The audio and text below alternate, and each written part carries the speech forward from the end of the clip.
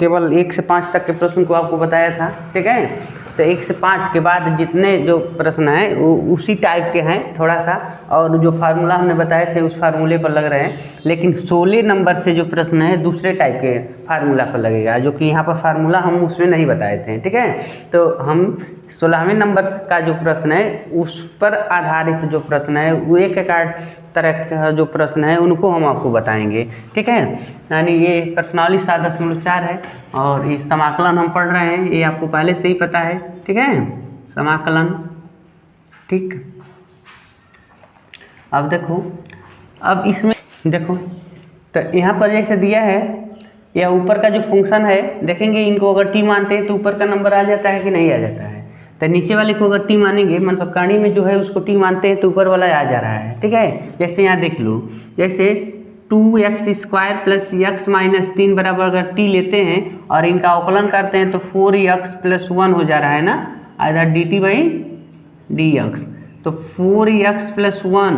और dx = dt,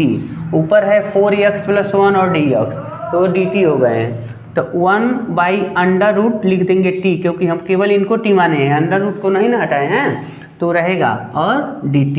तो समाकलन 1/t² ना है, अगर इसको ऊपर ट्रांसफर करते हैं तो कितना हो जाएगा, t⁻½ dt, ठीक है। और इनका समाकलन करते हैं तो t⁻½ dt में 1 जोड़ेंगे और नीचे भी हम 1 जोड़ेंगे प्लस c, तो t के पावर कितना हो जाएंगे, ½ और नीचे भी ½ प्लस c। इसको उल्टा कर लेंगे बाबू, इसको उल्टा करोगे तो हो जाएगा 2 और ये ½ ना है, अब धनात्मक हो गया, तो यही या काड़ी में हम t लिख देंगे प्लस c, और t का मान रख लो, t का मान क्या है 2x² + x - 3 प्लस c, ये आपका सलूशन हो रहा, ठीक है। बस इतना ही थोड़ा सा काम था। अगर 16 नंबर के बाद 17 नंबर को देख लेते हो, 17 नंबर के सवाल देखते हो बाबू, तो देख लो 17 नंबर में क्या कह रहा है, समाकलन x + 2/√x² -1 dx, ठीक है। इसको जब आप क्या करते हो, अवकलन करोगे, नीचे वाले कणी को मान लोगे तो ऊपर वाला इवे नहीं करेगा, तो थोड़ा सा ऐसे लिखो इसको, x/(x² - 1 dx) और प्लस 2/√x² - 1 dx, अलग अलग कर दिया गया, ठीक है। तो इनके लिए काड़ी, इनको अब टी माना, इनके लिए इनको टी मानते हैं, x² - 1 बराबर t, तो अवकलन होगा तो 2x dt/dx, तो x dx बराबर ½ dt हो जाएगा, मतलब 2 इधर चला गया क्योंकि हमारे पास x और dx न है। तो अब देखो अगर लिखते हैं यहाँ पर तो ये ½ dt हो गया, तो हम ½ को आगे लिख लेंगे और यह ऐसे लिख दिए क्योंकि काड़ी में इनको t लिख दिया गया dt, ठीक है। प्लस 2 को कॉमन कर लें और समाकलन 1/√x² - 1 का स्क्वायर dx, इसको लिखेंगे dx लिख दें, उनको इसे रहने देते हैं। तो इनका कितना होगा हो,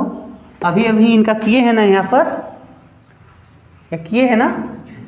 तो कितना आया है ना, 2√t, इनका समाकलन 2√t,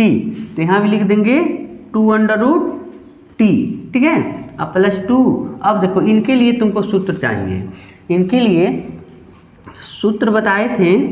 कि समाकलन 1/√x² - c², अगर आ जाए तो क्या लिखते हैं, x² - e² के लिए फार्मूला था 1/2a,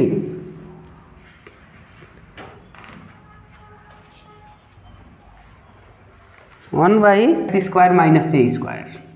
ठीक है, यह फार्मूला है, इनका यूज कर लो भाई। तो यहाँ लिखेंगे log mod of x + √x² - c², ठीक है। इस 2 से 2 कट गया तो काड़ी में t plus 2 log mod of x + √x² - e² plus c। अब यहाँ t का मान रख लो, तो t का मान क्या है, t का मान क्या है बाबू, t का मान है x² - 1, x square minus 1 plus 2 log mod of x plus under root x square minus a square plus c. इस तरीके से ये सॉल्व हो जाएंगे। यानी प्रश्न नंबर 17 और प्रश्न नंबर 16, ठीक है, में कोई मतलब थोड़ा सा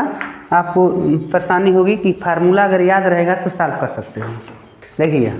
18 नंबर का सवाल है, तो ये थोड़ा सा हट के है, ठीक है। तो इनमें देखो नीचे वाले को अगर टी मान रहे हैं ना तो ऊपर का भी नहीं कर रहा है, ठीक है। मान लो इसको अगर टी मानते हैं तो अवकलन करेंगे, तो 6x हो गया और ऊपर 5x दिया है। तो कहानी बहुत गंभीर है लेकिन करना पड़ेगा। देखो बाबू थोड़ा सा जब इस टाइप का सवाल आ जाए, जैसे कि फार्मूला है 9वें नंबर पर देखेंगे फार्मूला, मतलब जो दिया है 10 को दिया है, तो इसमें ये बताया है कि अगर p x plus q upon a x square plus b x plus c अगर हो, इनका आपको समाकलन करना है, तो पी एक्स प्लस क्यू को लिखते हैं यानी छोड़ देते हैं ए समाकलन नहीं अवकलन डी बाई डी एक्स, यानी जो हर है a x square plus b x plus c, इनका हम अवकलन कर लेते हैं और नीचे जो हर है उसको रहने देना है बी एक्स प्लस सी ऐसे, और प्लस समाकलन बी अपान तो यहाँ देखो a x square plus b x plus c ऐसे हमको करना है। बट मान लो अभी समाकलन का सिंबल न लगाओ, तुमको ए और बी का मान निकालना है, ऐसे रहने देते हैं, ठीक है। तो अब देखो इधर भी ये रहेगा a x square plus b x plus c, तो देखो इनका हर बराबर है ना, तो इसके हर से ही कैंसिल कर सकते हैं। मतलब केवल आप लिख सकते हैं P x plus Q equal to ऊपर वाले फंक्शन को ए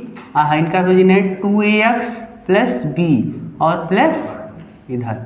यानी इस टाइप को बनाएंगे इनको, तब जाकर इन लोगों का हम समाकलन करेंगे। देखो समाकलन इनको मिटाते हैं, पहले इस टाइप को लिखते हैं पी एक्स के जगह पर 5x माइनस 2, इनका कह रहा है कि एक बार अवकलन कर लो, देखो अवकलन करके लिखा है तो इनका अवकलन करेंगे तो 6x प्लस 2 हो गया और प्लस b हो गए, ठीक है। अब देखो फैक्टर टूटेगा, 6ax plus 2a plus b, अचर पद के तुलना से, अचर पद -2 इधर, अचर पद नहीं, पहले हम एक्स स्क्वायर यक्स के गुणांक लिखते हैं, गुणांकों का तुलना से, ठीक है। तो यक्स के गुणांक इधर क्या है 5, इधर 6a, ठीक है। यक्स के संग यह गुणा किया है, यक्स के संग यह गुणा किया है, तो a का मान हो गई ने 5/6। अब लिखना है अचर पद के तुलना से, इधर -2 इधर 2a प्लस b, तो -2 बराबर 2a, a का मान है बाबू 5/6 प्लस b का मान है b, तो b ये रही है, तो -2 इनसे कट गई ना 3 बार में, 5/3 प्लस b, इसको इधर भेजो, -2 माइनस 5/3, तो b का मान 3 दूनी 6 माइनस 5/3, तो b के मान बाबू 6 5 11 -11/3। अब समाकलन करो, इन लोगों का हम समाकलन करेंगे। कैसे समाकलन करेंगे, मतलब इस टाइप के ना हो गया,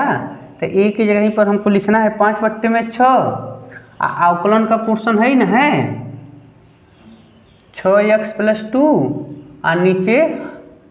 3x square plus 2x plus a dx plus b का मान है -11/3 और 3x square plus 2x plus 1 dx। 5/6 common हो जाएगा, लेकिन पहले एक टी मान लो, नीचे वाले को टी मान लो, माना 3x square plus 2x plus 1 बराबर टी, अवकलन करोगे तो 6x प्लस 2 dt/dx होगा, ठीक है। तो 6x प्लस 2 और dx होगा को क्या लिखेंगे dt लिखेंगे,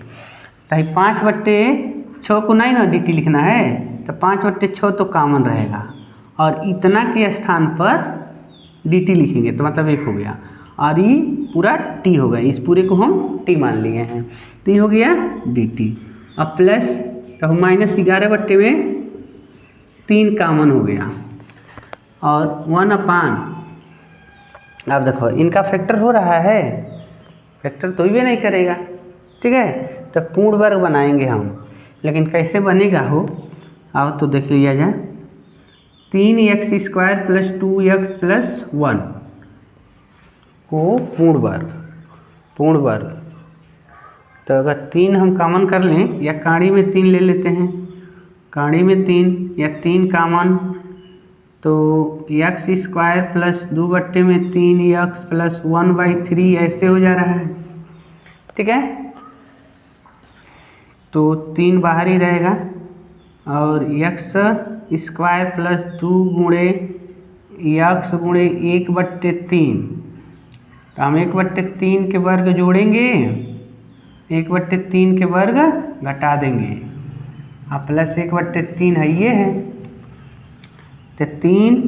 और x + 1/3 का वर्ग और यहाँ पर 1/9 + 1/3 तो 3x + 1/3 का होल वर्ग घटाओ हमें 3 से गुणा हो जाएगा ना नीचे ऊपर तो हर बराबर हो जाएगा तो 2/3 प्लस हो जाएगा, यहाँ माइनस हो जाएगा, मान लो -1 आगे छोड़ दें ऐसे लिख देते हैं 1/3 - 1/9 तो हमें 3 से गुणा कर 3 - 1/9 2/9 प्लस में हो जाएगा, प्लस में 2/9 बचेंगे, ठीक है। तो अब मैं ब्रैकेट टूटेगा तो x तो यहाँ पर चलो का टूटेगा इसे रहने देते हैं, अब यहाँ रख लो तो यहाँ पर से यह कॉमन करेंगे नीचे यानी 3 है ये है बाहर x + 1/3 का होल वर्ग प्लस काड़ी में 2/3 का वर्ग ऐसे लिख देंगे। तो यहाँ पर 5/6 log t हो जाएगा -11 में है यो 3 बाहर हो जाएंगे 9। अब सोचना है कि ये किसका फार्मूला बना, x² +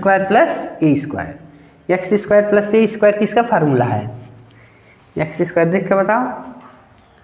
x² + a², 1/8 tan inverse x/a का x² + a², 1/x² + a² बराबर 1/8 tan इनवर्स x/a, ठीक है। तो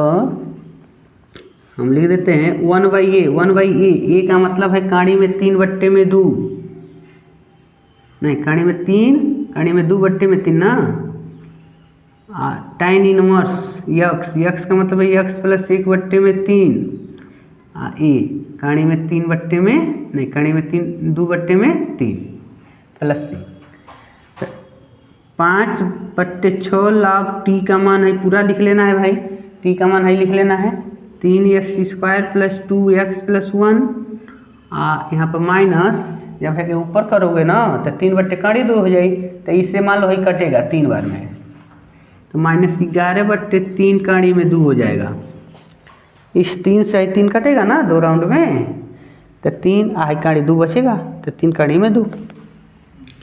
tan इनवर्स। अब देखो अगर इसको सुधार करें थोड़ा सा तो 3x + 1 होगा, 3x + 1 बट्टे में 3 बट्टे में 3 से 3 कट जाएगा, यहाँ काड़ी में 2 बचेगा और प्लस c, यह आपका सलूशन हो जाएगा, ठीक है।